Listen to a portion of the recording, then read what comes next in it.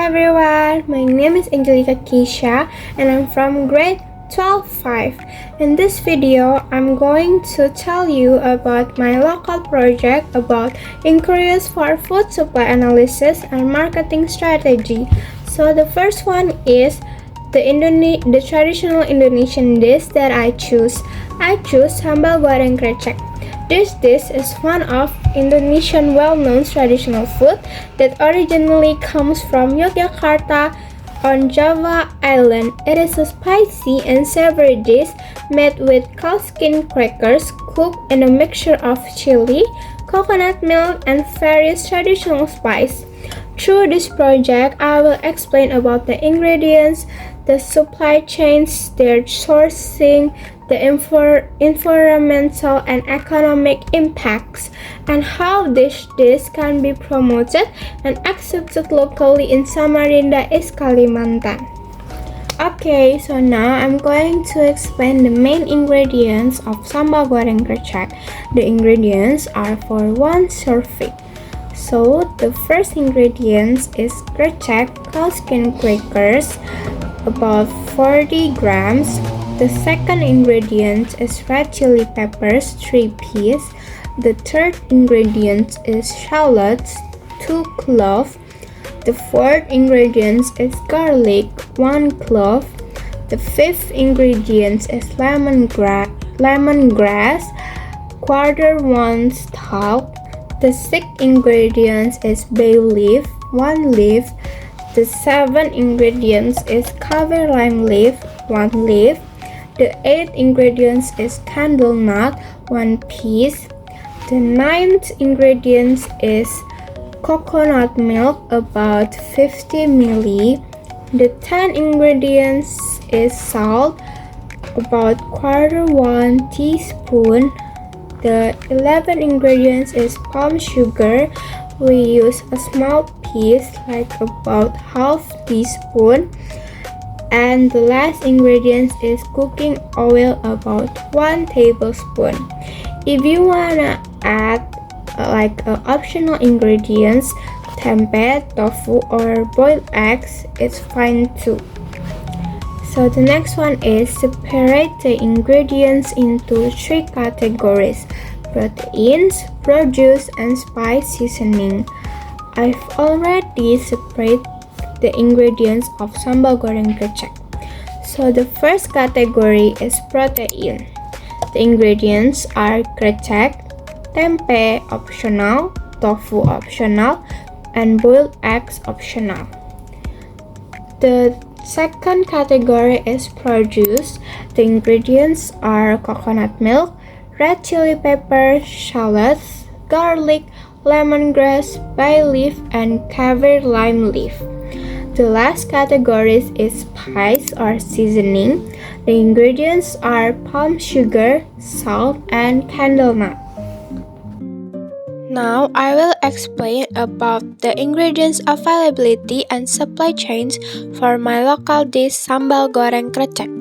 In this part, I will describe where its ingredients come from, whether it's locally produced or shipped from other regions in Indonesia, and how these ingredients are distributed from the producers to the retailers in Samarinda.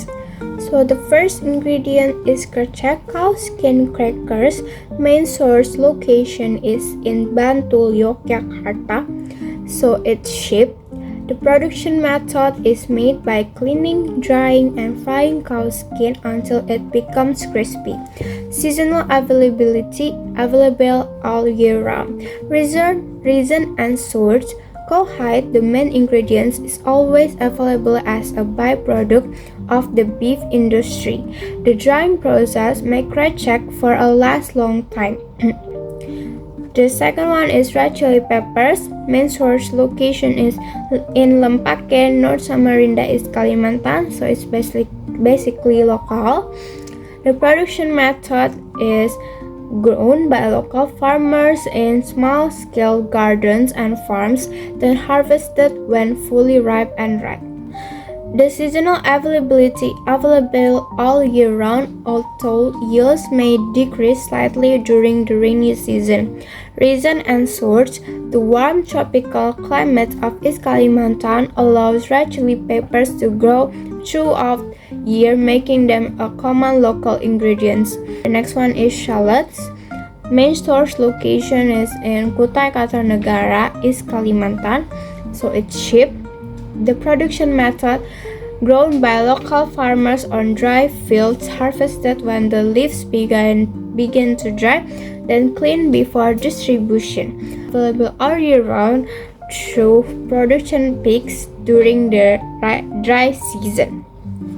Reason and source: Kutai Kartanegara has suitable soil and warm weather that support shallot farming. The next one is garlic. The main source location is in Magelang, Central Java, so it's cheap. The production method: grow on highland farms in Magelang, harvested once the leaves turn yellow, then dry and cleaned before being distributed. Available all year round, but the main harvest season is usually between May and August. And the reason and source: Magelang cool and fertile highlands make it one of Indonesia's well-known garlic producing area. The next one is lemongrass. Main source location from Balikpapan, East Kalimantan. It's cheap, grown by local farmers in small home gardens or plantation, harvested by cutting the lower stalk and cleaning them. Available all year round due to Balikpapan warm and humid tropical climate. The reason and source: lemongrass grows well in tropical weather with regular rain. It's easy to plant locally and does not need to be imported. The next one is bay leaf. From Samarinda, East Kalimantan, so it's local. The production method: grown in home gardens and small farms as part of traditional herbal and spice plants. Leaves are picked fresh. Available all year round due to the region's warm and humid tropical climate. The bay leaf tree grows well in tropical area, so it's easy to grow around in Samarinda. The next one is kaffir lime leaf from Tulung Agung, East Java, so it's cheap. The production method: harvested from kaffir lime trees where leaves are picked by hand, cleaned and packaged fresh or dry. Available all year round. Reason and source: Tulung Agung has warm weather and rich soil, making it good growing for kaffir lime leaves.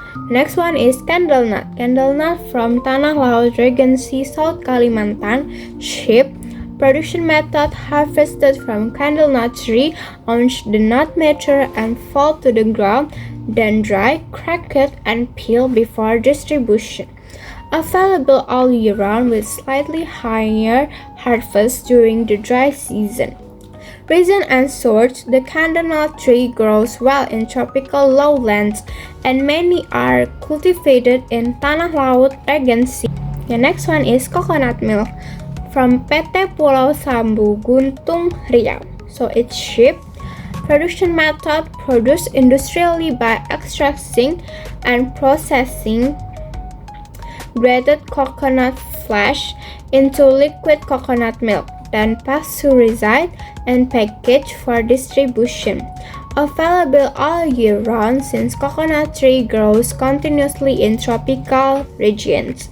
Reason and source: the PT Pulau Sambu factory in Guntung, Riau is one of Indonesia's largest coconut processing industry, supplying packaged coconut milk nationwide. The next one is salt from Madura, East Java, shipped from another region, processed and packaged locally by PT Lima Pandowo in East Kalimantan. The production method: seawater is evaporated in salt ponds to produce raw salt crystal, which are then refined, dry, and packaged. Available all year round with peak salt production during the dry season. The next one is palm sugar from Gunung Lengai, Sungai Pinang District, Samarinda, East Kalimantan, so it's local. The production method made by local farmers who collect sap from palm trees, then boil it until it becomes thick and hardens into brown sugar blocks. Available all year, but production can be slower during the rainy season. The next one is cooking oil from PT Kutai Refinery Nusantara, Balikpapan, East Kalimantan. So it's cheap. The production method made by processing crude palm oil (CPO) in a refinery to produce clean and clear cooking oil, then packaged and distributed to other cities in East Kalimantan. Available all year round since palm oil production runs continuously in Indonesia. The next one is tempe, but it's optional, from Kapung Tahu Tempe, Selili, Samarinda, Ilir, East Kalimantan. So it's local. The next one is tofu. Tofu is from Tofu Factory on Jalan Tatko Sambutan, Samarinda, East Kalimantan. So it's local. Made by soaking and grinding soybeans, then boiling and pressing the mixture into solid white tofu blocks. The last ingredient is eggs.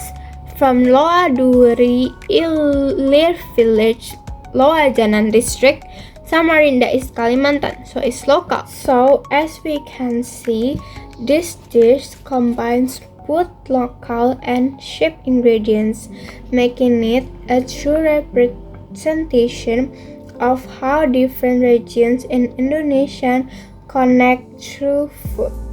Distribution and logistic. Locally sourced ingredients, example red chili peppers. For local ingredients like red chili peppers, the supply chain is simple and short. Farmers harvest the chilies, they clean and pack them in small sacks or crates. The chilies are delivered by motorbikes or small trucks to local market in Samarinda. Retailers sell them fresh to consumers. For cheap ingredients like krecek from Yogyakarta, the process is longer. Krecek is produced and packed in Bantul. It is transported by truck to Tanjung Perak Port in Surabaya. From there, it is shipped by cargo vessel to Balikpapan Port in East Kalimantan. Finally, it is delivered by truck to Samarinda retailer. The third one is impact of sourcing on the dish, local versus cheap. First aspect is taste and quality.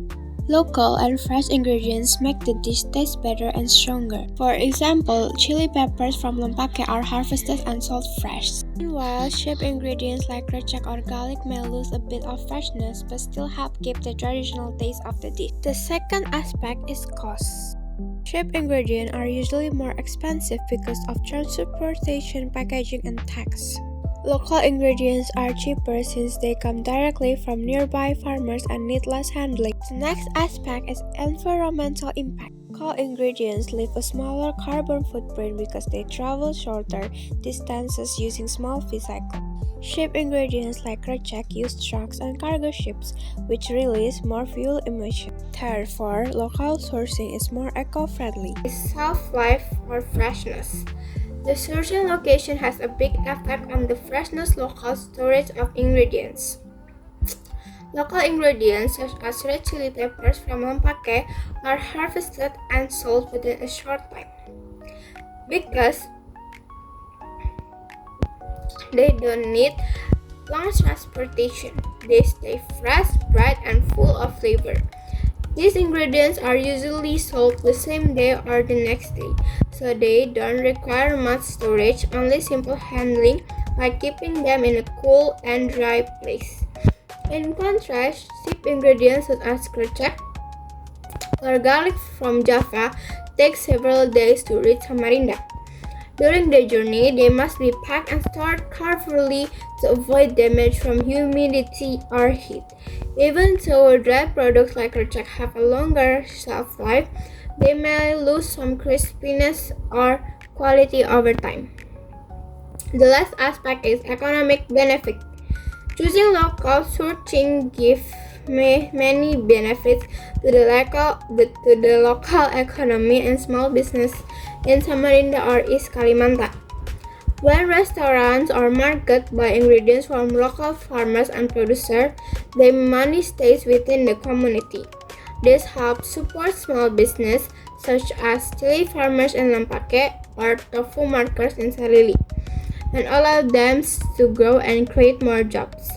Local sourcing also reduces dependence of products from other regions, making Samarinda economy stronger and more independent. In addition, it encourages sustainable farming and traditional food production, helping local people maintain their skills and culture. The last part is local Samarinda promotion and justification strategy. Target audience. The main target audience in Samarinda is student, office workers, and elderly who enjoy traditional Indonesian food. Sambal goreng kecek is spicy, tasty, and goes well with rice. So it fits the daily meals of people who look for affordable and flavorless options. Students like to try familiar local dishes, while office workers prefer something quick and filling. And elderly people appreciate traditional flavors that remind them of home. Promotion channels. The most effective way to reach audience in Samarinda is through social media, promotion, and local market activities. For students and office workers, using Instagram, TikTok, and WhatsApp group is very effective because they often look for ideas online. Short videos showing how sambal kocek is made or how fresh the ingredients are can attract their attention. For the elderly, promotion can be done through market stall sampling and collaboration with local warungs, where they usually buy daily food. These methods help people taste the dish directly and build trust in the product's quality and freshness. For the campaign theme, my tagline is Spicy Journey from Java to Samarinda. Spicy Journey from Java to Samarinda celebrates Indonesian rich culinary diversity through the bold and aromatic flavors of traditional dishes, highlighting the signature dish sambal goreng krecek. This theme invites visitors to experience the warmth, color, and depth for Japanese spice as they reach the heart of Samarinda. It symbolizes a flavor cultural exchange that connects regions through taste, tradition, and togetherness, turning every bite into a journey across the archipelago. Next one is justification acceptance, cultural pride. To introduce sambal goreng kecek to Samarinda residents who may not be familiar with it, the team will present the dish as a flavorful representation of Japanese culture while connecting it to the local taste preference of East Kalimantan. The presentation will highlight its unique combination of spicy, savory, and rich texture, comparing it to the local spicy dishes to create a sense of familiarity. Through engaging storytelling, live cooking demonstration, and tasting session, visitors will not only experience the taste but also learn the cultural meaning behind this traditional food, bridging regions through shared love for spice and tradition. Justification. Unlike familiar local dishes such as soto banjar or nasi goreng, sambal goreng kecek offers a unique flavor experience that combines the creaminess of coconut milk with the bold heat of chili. This dish also has a chewy texture from the cow-skin crackers, creating it a rich and satisfying bite. Although it's come from Java, it still matches the Samarinda preference for spicy and savory food, making it both new and familiar at the same time. This balance of a traditional and local taste makes sambal goreng kecek stands out as a flavorful cultural bridge between regions. The last one is strategy for acceptance. To make the dish more appealing, the recipe can use locally produced chili pepper, shallots, and coconut milk to match Samarinda taste. The spice level can be slightly adjusted, and it can be served with warm rice and tempeh to suit local eating habits.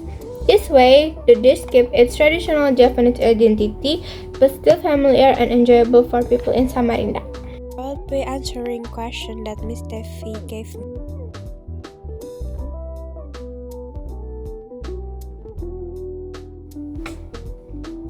That's all for my presentation about my local project. Thank you for listening.